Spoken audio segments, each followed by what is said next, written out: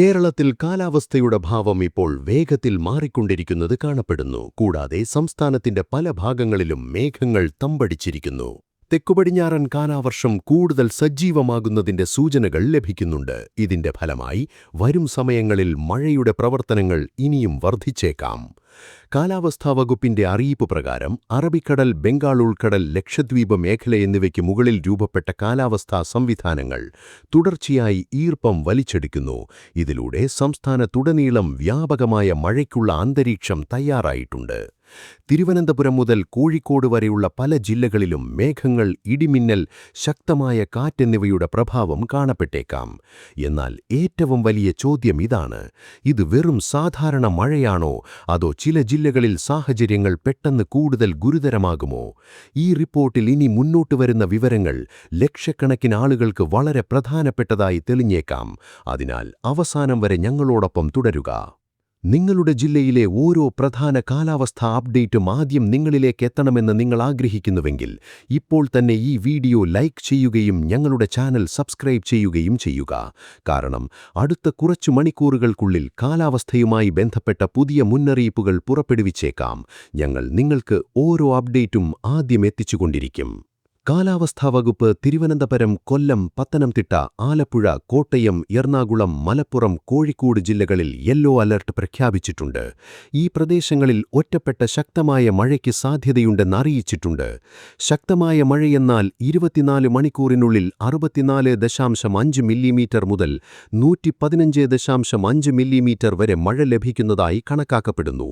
ഇതുകൊണ്ടാണ് താഴ്ന്ന പ്രദേശങ്ങളിൽ വെള്ളക്കെട്ടിനും പ്രാദേശിക പ്രളയത്തിനുമുള്ള സാധ്യതയും വർദ്ധിച്ചിരിക്കുന്നത്. കടലിന് മുകളിൽ രൂപപ്പെട്ട ചക്രവാത ചുഴിയും അന്തരീക്ഷ പാത്തിയും കാരണം മഴയുടെ തീവ്രത പെട്ടെന്ന് വർദ്ധിച്ചേക്കാമെന്ന് കാലാവസ്ഥാ ശാസ്ത്രജ്ഞർ പറയുന്നു. തിരുവനന്തപുരത്ത് കാലാവസ്ഥ നേരത്തെ തന്നെ സജീവമായി തുടരുന്നു. ഇവിടെ പലയിടങ്ങളിലും മിതമായതോ ശക്തമായതോ ആയ മഴയ്ക്ക് സാധ്യതയുണ്ടെന്ന് അറിയിച്ചിട്ടുണ്ട്. കൂടാതെ കാറ്റിന്റെ വേഗത മണിക്കൂറിൽ 50 കിലോമീറ്റർ വരെ എത്തിയേക്കാം. കൊല്ലം, പത്തനംതിട്ട, ആലപ്പുഴ, എറണാകുളം എന്നിവിടങ്ങളിലും നേരിയതോ മിതമായതോ ആയ മഴയോടൊപ്പം ഇടിമിന്നലും ശക്തമായ കാറ്റും അനുഭവപ്പെട്ടേക്കാം. കോട്ടയം, തൃശൂർ, മലപ്പുറം, കോഴിക്കോട്, കണ്ണൂർ ജില്ലകളിലും ചിലയിടങ്ങളിൽ മഴ പെയ്യാൻ സാധ്യതയുണ്ട്. നിങ്ങൾ ഈ ജില്ലകളിൽ താമസിക്കുന്നവരാണെങ്കിൽ ഇപ്പോൾ തന്നെ ജാഗ്രത പാലിക്കുക. കാരണം കാലാവസ്ഥയുടെ അടുത്ത രൂപം പലരെയും അത്ഭുതപ്പെടുത്തിയേക്കാം.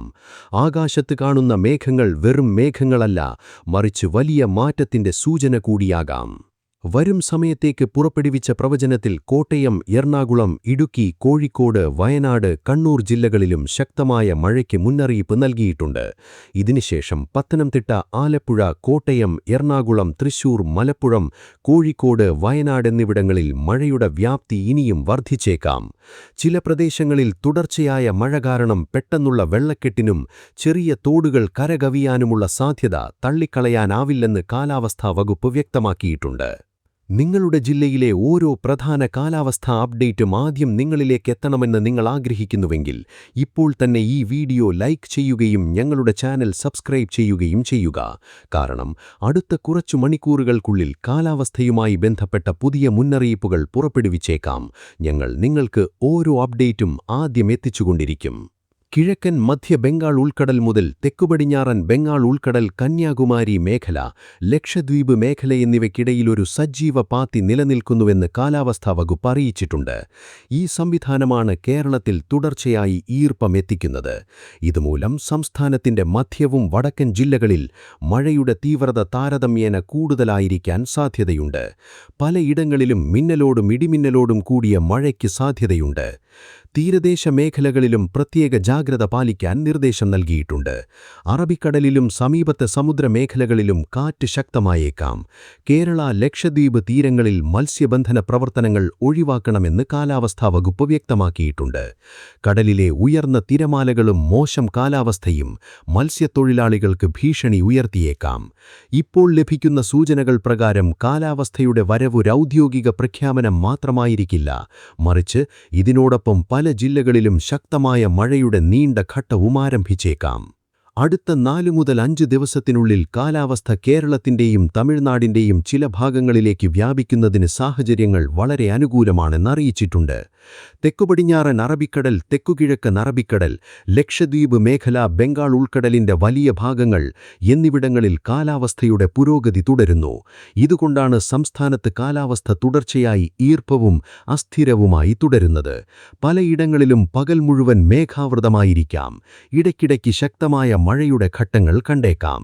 എന്നാൽ കാലാവസ്ഥയുടെ ഈ ആദ്യത്തെ ശക്തമായ വരവ് ചില ജില്ലകളിൽ റെക്കോർഡ് മഴയ്ക്ക് കാരണമാകുമോ? ഇപ്പോൾ യെല്ലോ അലർട്ട് മാത്രമുള്ള പ്രദേശങ്ങളിൽ ഇനി വലിയ അലർട്ടുകൾ പ്രഖ്യാപിക്കപ്പെടുമോ? കാലാവസ്ഥയുടെ അടുത്ത അപ്ഡേറ്റിൽ മഴയുടെ തീവ്രത ഏറ്റവും കൂടുതലായിരിക്കാൻ സാധ്യതയുള്ള ജില്ലകളുടെ പൂർണ്ണ വിവരങ്ങൾ ഞങ്ങൾ കൊണ്ടുവരും. അതിനാൽ എങ്ങും പോകരുത്, കാരണം ഇനി വരുന്ന വിവരങ്ങൾ നിങ്ങളുടെ പ്രദേശത്തെ കാലാവസ്ഥയുടെ പൂർണ്ണ ചിത്രം മാറ്റിയേക്കാം.